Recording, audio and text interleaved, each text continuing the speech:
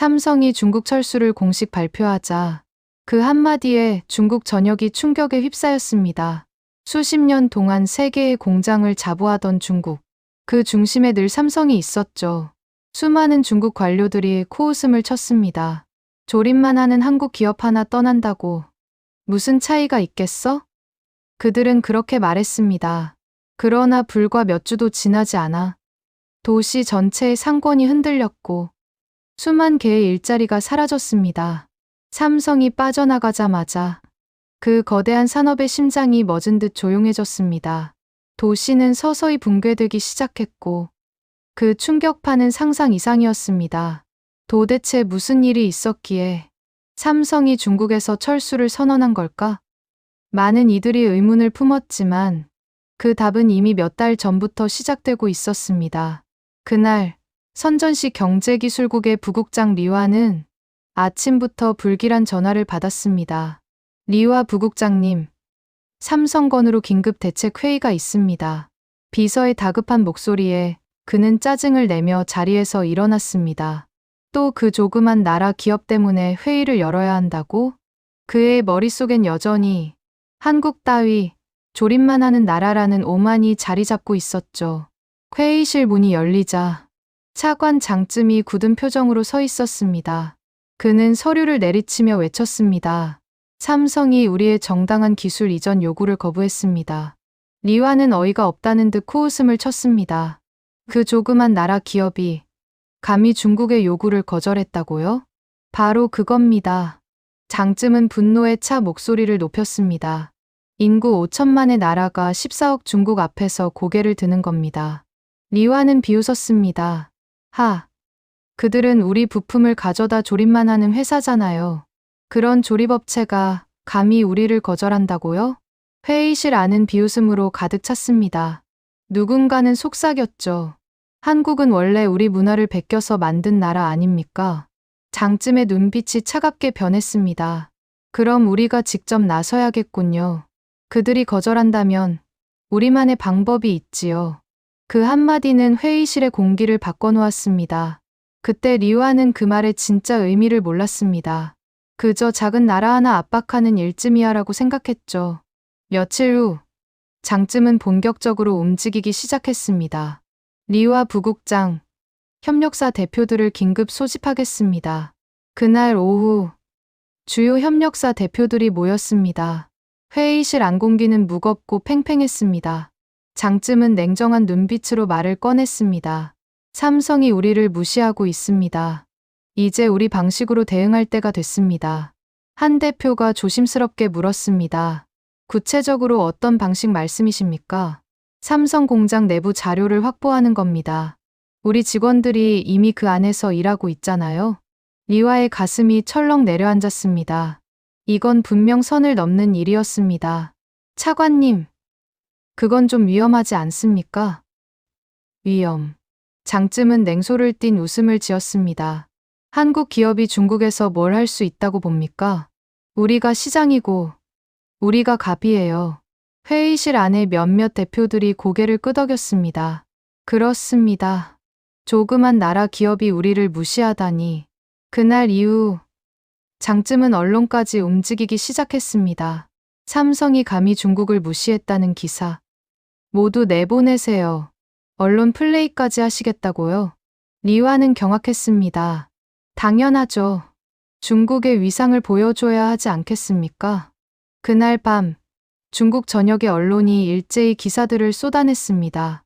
삼성, 중국 파트너 요구 거절 갈등 확산, 한국 기업의 오만한 태도, 양국 관계의 악영향, 중국 없는 삼성은 상상할 수 없다. 보도들이 퍼질수록 장쯤은 만족스러운 미소를 지었습니다. 봐요. 리와 부국장. 이렇게 압박하면 저들이 곧 꼬리를 내릴 겁니다. 하지만 리와는 불안했습니다. 이건 단순한 협상이 아니야. 뭔가 크게 잘못되고 있어. 그리고 일주일 후 불길한 소식이 들려왔습니다. 협력사 직원이 USB로 삼성의 핵심 자료를 빼냈다는 보고였습니다. 드디어 성공했군요. 장쯤은 환호했지만 다음 날 아침 삼성 중국 지사에서 전화가 걸려왔습니다. 리와 부국장님, 급히 만나야겠습니다. 오 차장의 목소리는 냉담했습니다. 1시간 후, 두 사람은 마주 앉았습니다. 어제 우리 시스템에서 무단 접근이 감지됐습니다. 무단 접근이라니요? 핵심 기술이 복사됐습니다. 이건 명백한 산업 스파이 행위입니다. 리와는 아무 말도 할 수 없었습니다. 그저 식은땀이 흘렀죠. 오 차장은 일어서며 단호히 말했습니다. 우리는 기술을 함께 나눌 수는 있습니다. 하지만 신뢰를 훔치는 자에게는 그 어떤 것도 줄 수 없습니다. 그 한마디는 칼날처럼 리와의 가슴을 꿰뚫었습니다. 그날 밤, 리와는 잠을 이루지 못했습니다. 우리가 너무 멀리 간 건 아닐까? 하지만 장쯤은 여전히 태연했습니다. 겁먹지 마세요. 삼성 따위가 우리를 떠날 리 없죠.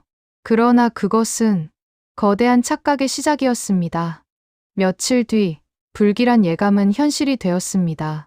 리와 부국장님, 다시 한번 만나고 싶습니다. 삼성 중국지사 오 차장의 목소리는 이전보다 훨씬 단호했습니다. 회의실 문이 열리자 그의 표정에는 실망과 단호함이 뒤섞여 있었습니다. 솔직히 말씀드리겠습니다. 우리 본사에서는 이제 중국 사업의 완전 철수를 심각하게 검토하고 있습니다. 리와의 심장이 철렁 내려앉았습니다. 정말 철수를 고려하고 있다고요? 기술 유출 사건만이 아닙니다. 언론을 통한 일방적 압박, 조롱, 그리고 불신. 이건 더 이상 비즈니스 파트너 관계가 아닙니다. 그 말에 리와는 더 이상 아무 말도 할 수 없었습니다. 그는 마른 침을 삼키며 겨우 입을 열었죠. 제가 중재하겠습니다. 장쯤 차관에게 직접 이야기해서. 하지만 오 차장은 고개를 저었습니다. 이미 늦었습니다. 저희는 베트남과 인도 공장 증설을 검토 중입니다. 그 한마디는 리와의 머릿속을 강타했습니다. 이제는 협박이 아니라 현실적인 대체 전략이었던 것입니다. 리와는 서둘러 장쯤을 찾아갔습니다. 차관님, 큰일 났습니다. 삼성이 정말로 철수 준비를 하고 있습니다. 하지만 장쯤은 냉소적으로 웃었습니다. 또 협박이겠지. 그들이 이런 거대한 시장을 포기할 리가 없어요. 리와는 절박한 목소리로 외쳤습니다. 이미 다른 나라 공장 증설을 검토하고 있다니까요. 그제야 장쯤의 얼굴이 처음으로 굳어졌습니다. 그러나 그는 여전히 현실을 인정하지 않았습니다. 설마 진짜로 떠나겠다는 건가? 차관님, 이제라도 사과하고 언론 플레이를 멈춰야 합니다. 사과. 내가 왜 그 조그만 나라 기업에게 사과를 해야 하지? 장쯤은 목소리를 높이며 책상을 쳤습니다. 그건 가짜 뉴스입니다. 삼성이 중국을 떠날 리가 없어요. 그러나 그 순간에도 리와는 이미 삼성의 협력사들이 조용히 물류를 옮기고 있다는 사실을 알고 있었습니다. 그들은 말이 아니라 행동으로 답하고 있었던 겁니다. 우리가 정말 한국을 너무 얕봤구나. 리와의 속이 타들어갔습니다. 그리고 결국 2023년 9월 15일 오전 9시 삼성은 공식 성명을 발표했습니다. 기술 보안 우려 및 경영 리스크로 인해 중국 내 주요 생산 라인 철수를 개시한다. 그 한 문장은 폭탄 선언이었습니다. 순식간에 전화기가 불이 났습니다. 언론, 정치인, 기업인들, 심지어 베이징 고위층까지 모두가 혼란에 빠졌습니다. 리와 부국장, 삼성이 진짜 철수 발표했습니다. 비서가 얼굴이 하얗게 질린 채로 뛰어들어왔습니다. 리와는 믿을 수가 없었습니다. 정말로 떠난다고? 1시간 뒤, 시청 회의실은 아수라장이었습니다. 시장, 경제국장, 공업부 관계자들까지 몰려들었습니다. 리와 부국장, 이게 도대체 무슨 일입니까? 시장 목소리가 회의실을 울렸습니다. 지금 삼성 공장에서 5만 명이 일하고 있습니다. 협력업체까지 합치면 20만 명이에요. 리와의 머리가 새하얘졌습니다. 20만 명, 그게 한 도시의 절반이었죠. 시장님, 아마 일부 라인만 정리하는 걸 겁니다. 그는 희미한 희망을 걸었습니다. 그러나 경제국장이 떨리는 목소리로 말했습니다. 아닙니다. 주요 생산 라인 전부입니다. 스마트폰, 반도체, 디스플레이 전 라인이 포함됐습니다. 회의실 공기가 무겁게 내려앉았습니다. 그때 문이 열리며 장쯤이 들어왔습니다. 그의 얼굴은 창백했고 목소리에는 힘이 없었습니다. 진정하세요. 아직 협상할 여지가 있을 겁니다. 하지만 누구도 그 말을 믿지 않았습니다. 그날 오후 삼성 공장의 생산 라인은 하나씩 멈춰가기 시작했습니다. 그 거대한 컨베이어 벨트가 한 번에 꺼져가는 도시의 심장처럼 조용해졌습니다. 부국장님, 삼성에서 협력업체들에게 계약 해지 통보를 보내고 있습니다. 전화기 너머 담당 주임의 목소리가 떨렸습니다. 중소업체부터 순차적으로 통보 중입니다. 다들 패닉이에요. 리와는 차를 몰아 공장 단지로 달려갔습니다. 도시의 공기가 이상했습니다. 평소 사람들로 북적이던 도로엔 트럭들이 짐을 싣고 줄지어 나가고 있었습니다. 공장 앞에 도착하자 그는 충격으로 말을 잃었습니다. 항상 불이 켜져 있던 공장이 묘하게 정적에 휩싸여 있었습니다. 리와 부국장님, 협력업체 사장이 달려왔습니다. 눈은 충혈되어 있었고 목소리는 갈라졌습니다. 삼성이 계약 해지했습니다. 우리 직원 300명은 이제 어디로 가야 합니까? 리와는 아무 말도 하지 못했습니다. 그저 제가 알아보겠습니다. 라는 말만 반복했죠. 그러자 사장이 절규했습니다. 진정하라니요? 진정이 됩니까? 우린 다 끝났어요. 그의 절규가 리와의 가슴을 찔렀습니다. 그는 그제야 깨달았습니다. 이건 단순한 기업의 철수가 아니라 한 도시의 생명이 꺼지는 사건이었습니다. 공장 내부로 들어가자 모든 것이 멈춰 있었습니다. 24시간 돌아가던 컨베이어 벨트가 고요했고 직원들은 멍하니 서 있었습니다. 우린 이제 어떻게 되는 겁니까? 한 중국인 관리자가 눈물을 머금고 물었습니다. 리와는 대답하지 못했습니다. 그저 고개를 숙인 채 정적 속에 서 있었습니다. 며칠 후 삼성뿐만 아니라 그와 연결된 수백 개 협력업체들이 연쇄적으로 문을 닫기 시작했습니다. 부국장님, 부동산 시장이 폭락하고 있습니다. 도시계획과 과장이 보고했습니다. 얼마나 떨어졌습니까? 공장 지역 아파트 값이 일주일 만에 20% 하락했습니다. 매물이 쏟아지는데 사는 사람이 없습니다. 리와는 손으로 이마를 짚었습니다. 이게 한 기업이 떠난다는 게 이런 의미였구나. 식당가도 예외가 아니었습니다. 삼성 직원들로 북적이던 거리엔 이제 고요한 바람만 불었습니다. 요즘 장사는 어떻습니까? 리와가 단골 중국집 사장에게 물었습니다. 망했습니다. 사장은 웃음도 없이 대답했습니다. 하루에 200명 오던 손님이 이제 10명도 안 옵니다. 그 말에 리와는 말을 잃었습니다. 일주일 후 시청에서 긴급회의가 열렸습니다. 시의원들이 분노한 목소리로 외쳤습니다. 리와 부국장, 시민들이 일자리를 잃고 있는데 책임은 누가 집니까? 리와는 아무 대답도 하지 못했습니다. 장쯤은 그날 회의에 나오지도 않았습니다. 그날 밤, 리와는 공장이 내려다 보이는 언덕에 홀로 섰습니다. 평소엔 불빛으로 반짝이던 산업단지가 이제는 어둠에 잠겨 있었습니다. 우린 정말 선을 넘었구나. 그는 깊이 중얼거렸습니다. 삼성은 단순히 조립 공장이 아니었습니다. 그건 도시의 생명줄이자 수십만 명의 삶이었습니다. 하지만 이제 모든 게 무너졌습니다. 삼성 철수 발표한 달 후, 그 도시의 모습은 완전히 달라져 있었습니다. 아침 출근길이면 언제나 차량 행렬로 가득하던 도로가 이제는 놀라울 만큼 한산했습니다. 산업단지 쪽으로 가는 버스 정류장엔 사람들의 그림자조차 드물었죠. 리와의 비서가 통계 자료를 들고 다가왔습니다. 부국장님, 실업률 통계 나왔습니다. 리와는 숨을 삼켰습니다. 얼마나 됩니까? 직접 실직자만 5만 2천 명, 간접 영향을 합치면 12만 명 이상입니다. 그건 도시 인구의 절반이 넘는 수치였습니다. SNS에는 절망적인 글들이 쏟아졌습니다. 삼성에서 15년 일했는데 하루아침에 실직했습니다. 협력업체 망했어요. 직원 월급도 못 주고 있습니다. 이 도시는 끝났어요. 리와는 그 글들을 볼 때마다 심장이 무너져 내렸습니다. 그가 내린 결정, 그가 막지 못한 선택이 모두의 삶을 바꿔버린 것이었죠. 며칠 뒤, 더 충격적인 보고가 들어왔습니다. 부국장님, 협력업체들이 연쇄 부도 중입니다. 산업과장이 얼굴이 하얗게 질려 있었습니다. 얼마나 됩니까? 이번 주에만 15개 업체가 법정관리 신청을 했습니다. 30개 업체는 이미 문을 닫았습니다. 리와는 멍하니 보고서를 내려다봤습니다. 그 속엔 자신이 잘 아는 회사 이름들이 여러 보였습니다. 한때 수백 명의 직원을 거느리던 업체들이 이제는 존재하지 않았습니다. 그는 중얼거렸습니다.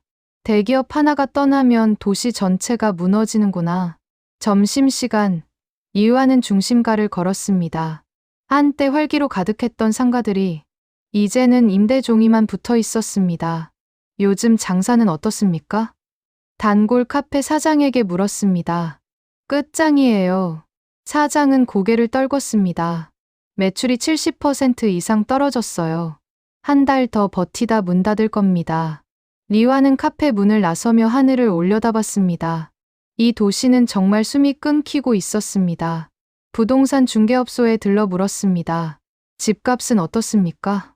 중개업소 사장은 고개를 저었습니다. 평균 30% 떨어졌습니다. 그런데도 사는 사람이 없습니다. 젊은 사람들은 다 다른 도시로 이사 갔어요. 일자리가 없으니까요. 그날 밤, 리와는 창밖을 바라봤습니다. 불빛이 꺼진 아파트 단지, 어둠이 내려앉은 거리. 그는 그제야 실감했습니다. 이 도시는 정말 끝이구나. 며칠 후 재정과장이 보고서를 들고 들어왔습니다. 부국장님, 세수가 급격히 줄어들고 있습니다. 얼마나요? 삼성 관련 법인세, 소득세, 부가세? 도시 전체 세수의 40%였습니다. 이제 그게 전부 사라졌습니다. 리와는 책상 위에 손을 짚었습니다. 그럼 공무원 급여는? 곧 줄 돈이 없습니다. 공공사업은 모두 중단해야 합니다. 도시의 심장은 완전히 멈춰 있었습니다. 그날 오후, 시장이 리와를 호출했습니다. 부국장, 책임을 어떻게 질 겁니까? 시장 목소리가 번개처럼 내리쳤습니다. 죄송합니다, 시장님. 죄송하다고 다 됩니까? 시민들이 거리로 나와 시위를 하고 있습니다. 리와는 고개를 숙였습니다. 제가 방법을 찾아보겠습니다. 방법. 이미 떠난 회사를 다시 데려올 방법이 있어? 시장 말이 공기처럼 무겁게 내려앉았습니다. 리와는 아무 말도 하지 못했습니다. 그날 밤, 그는 회의실 불을 끄고 혼자 남았습니다. 창밖에 보이는 삼성 공장은 여전히 고요했습니다. 삼성은 단순한 기업이 아니었어. 그들은 제품을 만드는 게 아니라 도시를 살리고 있었던 거야. 그는 속삭이듯 중얼거렸습니다. 며칠 후, 택시를 타고 귀가하던 리와에게 운전기사가 말을 걸었습니다. 부국장님, 우리 도시는 이제 어떻게 되는 겁니까? 제 아들도 삼성에서 일했는데 지금 실직 상태입니다. 리와는 아무 대답도 하지 못했습니다. 그저 창밖의 어둠을 바라보았습니다. 우린 한국을 너무 얕봤어. 삼성을 너무 가볍게 여겼어. 그는 가슴 깊은 곳에서 그렇게 중얼거렸습니다. 2달 뒤, 리와는 결심했습니다. 직접 움직이기로. 그는 한국 대사관에 연락을 넣었습니다. 삼성 관련 상담을 요청하고 싶습니다. 이틀 뒤, 서울 대사관 경제담당관이 그를 맞이했습니다. 예상과 달리 그들의 태도는 따뜻했습니다. 저희도 이런 결과를 원했던 것은 아닙니다. 리와는 조심스럽게 물었습니다. 그럼 다시 돌아올 가능성이 있습니까? 불가능하지는 않습니다. 하지만 조건이 있습니다. 그 말에 리와는 고개를 끄덕였습니다. 담당관은 서류를 꺼내 들었습니다. 첫째, 기술보호법 제정입니다. 외국 기업의 기술을 무단으로 취득할 경우 강력한 처벌이 가능해야 합니다. 리와는 숨을 삼켰습니다. 둘째, 책임자 처벌입니다. 기술 유출을 지시한 당사자에 대한 조치가 필요합니다. 그 순간 리와의 머릿속에 장쯤의 얼굴이 스쳤습니다. 셋째, 한국식 품질관리 교육센터 설립입니다. 중국 근로자들이 한국의 품질 철학과 시스템을 배워야 합니다. 리와는 놀랐습니다. 처벌이 아니라 교육을 원하신다고요? 오 차장은 고개를 끄덕였습니다. 맞습니다. 우리는 복수를 원하지 않습니다. 신뢰를 회복하고 싶을 뿐입니다. 그 말은 리와의 마음을 깊게 울렸습니다. 우리가 그들을 적으로 봤지만 그들은 끝까지 우리를 파트너로 보고 있었구나. 며칠 후 리와는 장쯤을 찾아갔습니다. 삼성이 돌아올 수 있습니다. 하지만 조건이 있습니다. 3가지 조건을 설명하자 장쯤은 얼굴이 창백해졌습니다. 책임자 처벌이라니 그게 나를 말하는 건가? 아마도요. 장쯤은 고개를 떨궜습니다. 나는 국가를 위해 일했는데 이건 협력이 아니라 사과입니다. 차관님, 우린 잘못했습니다. 잠시 침묵이 흘렀습니다. 그리고 장쯤은 낮은 목소리로 말했습니다. 그래야 시민들이 살 수 있겠지요. 그날 밤, 이화는 오랜만에 깊이 잠들었습니다. 한국의 조건은 냉정했지만 따뜻했습니다. 며칠 후, 베이징에서 급보가 내려왔습니다. 리와 부국장, 장쯤 차관이 전격 경질됐다. 권한 남용과 독단적 정책 추진 혐의로 해임된 것이었습니다. 그리고 이어진 명령, 리와 부국장을 팀장으로 하여 삼성 복귀 협상을 전담하라. 리와의 손이 떨렸습니다. 드디어 모든 것을 바로잡을 기회가 온 것이었습니다. 그는 즉시 움직였습니다. 첫째, 기술보호법 제정. 외국 기업의 기술을 무단 취득할 경우 최대 징역 10년형이 가능한 법안을 통과시켰습니다. 둘째, 책임자 처벌. 장쯤을 포함한 모든 관련자들을 법적으로 조치했습니다. 셋째, 한국식 품질관리 교육센터 설립. 단순한 기술이 아니라 한국의 품질 철학과 팀워크까지 배우자. 그는 그렇게 제안했습니다. 한 달 뒤 국무회의에서 그는 말했습니다. 삼성 사태를 통해 우리는 중요한 교훈을 얻었습니다. 정답은 기술이 아니라 신뢰였습니다. 우리는 삼성을 조립 공장이라 무시했지만 그들의 진짜 강점은 시스템이었습니다. 그의 목소리는 단호했습니다. 이제 우리는 기술을 훔치는 나라가 아니라 배우는 나라가 되어야 합니다.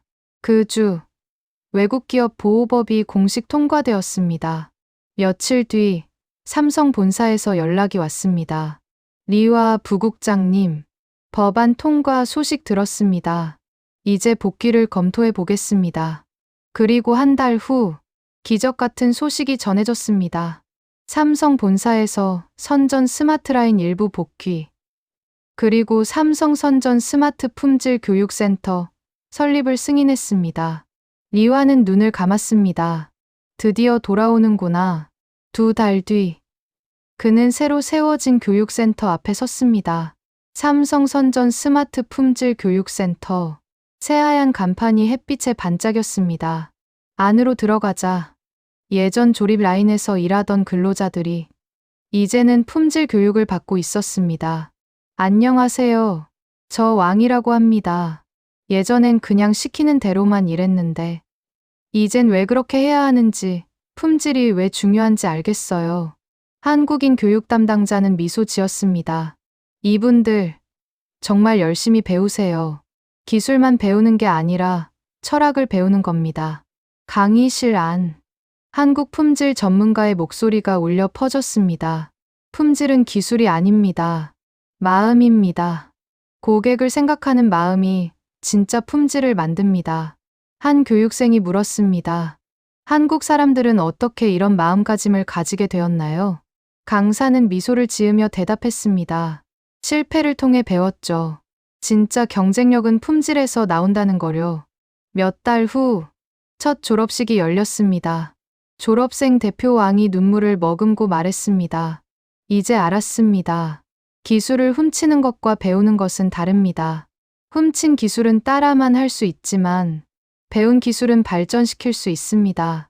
그리고 그는 덧붙였습니다. 한국 선생님들, 감사합니다. 우릴 무시하지 않고 진심으로 가르쳐 주셔서. 졸업식이 끝난 후 리와는 조카와 함께 공장 앞을 걸었습니다. 삼촌, 우리 도시 다시 살아날 수 있을까요? 리와는 미소 지었습니다.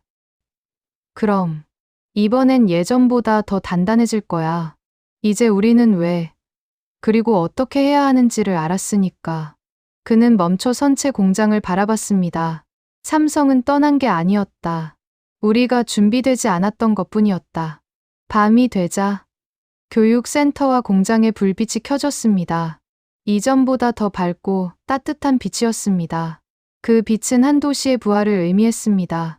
기술보다 깊은 신뢰의 재건, 그리고 진정한 협력의 시작이었죠. 이것이 바로 삼성이 떠난 후 중국이 얻은 가장 값진 교훈. 기술은 훔칠 수 있어도 신뢰는 훔칠 수 없다는 진리였습니다. 오늘도 끝까지 시청해주셔서 감사합니다. 좋아요와 구독은 다음 이야기를 만드는 큰 힘이 됩니다.